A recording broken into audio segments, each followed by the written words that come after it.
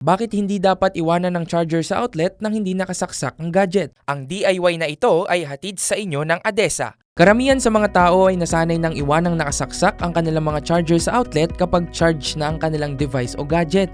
Pero bakit nga ba dapat iwasan ang ganitong habit? Una, patuloy kasi ito sa pagkonsumo ng kuryente kahit walang device na nakakonekta. Ikalawa, maaaring masira ang iyong charger kapag ito ay nag-overheat. At kapag nag-overheat ang isang charger, posibleng umikli ang lifespan nito. Ikatlo, maaaring magdulot o pagmulan ng sunog ang charger na iniwang nakasaksak sa outlet dahil sa sudden spikes ng boltahe.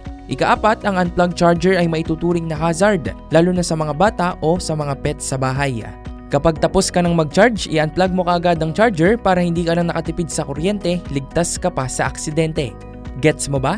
Sige nga, do it yourself. Snowy is here at last.